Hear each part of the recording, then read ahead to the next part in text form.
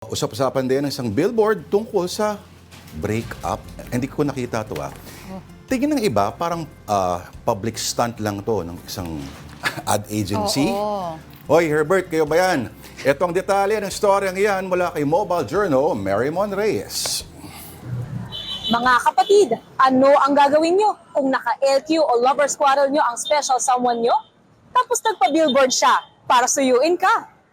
Baka may kakilala kayong ang pangalan ay nag-uumpisa sa letter D dahil agaw pansin ang parabang panunuyo niya sa kanyang special someone sa pamamagitan ng isang malaking billboard na makikita sa Eastwood QC. Huwag na tayo mag-break please, sabi pa nito. Baka kahit sinong marupok ay bumigay agad dito. Yun nga lang, hanggang sa ngayon ay misteryo pa rin kung sino ang nagpagawa nito. Sino man to? Nagpa-billboard na siya, oh. Sino yung dinayag? May mga hula ang netizens. Sabi pa ng iba, posibleng nanggaling ito sa mga artistang fresh na fresh pa lang sa public ang breakup. Habang ang iba naman, tinitignan lang itong public stunt o baka marketing strategy kung saan kahit na sinong may letter D sa unahan ng pangalan ay pwedeng gamitin ang paraphernalia sa kanilang rocky relationship. Pero one thing is for sure raw, maswerte ang taong pinagpagawa nito ayon sa isang couple na nakausap natin. Bali, nakakilig siya. Kung sino man yung nagpalagay niyan, ang swerte nung pinaparinggan niyan.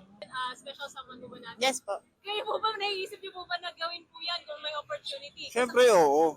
Magkakaroon. Gagawin at gagawin. Ayon naman sa isang marriage counselor, maganda man ang grand gestures tulad nito na pinaggastusan, reminder daw na pag-isipan ang long-term implications nito. Pag nakikita ng partner mo na ganon yung pagtrato mo sa kanya, na parang pag may billboard lang, tsaka siya importante. O pag may away kayo, tsaka lang siya importante. Billboard ka ng billboard, tapos every time na nag-aaway kayo, minumura mo yung partner mo, walang mangyayari, sayang ang pera mo.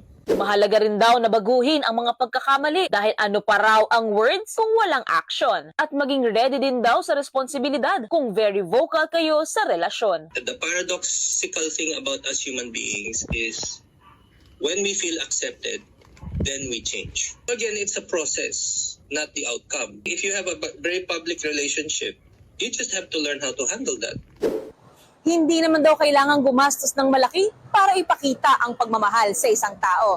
It's the effort and thought that counts daw po. Pero kung carry naman ang budget, why not? Mobile Journal, Marymon Reyes po, hatid ang mukha ng balita.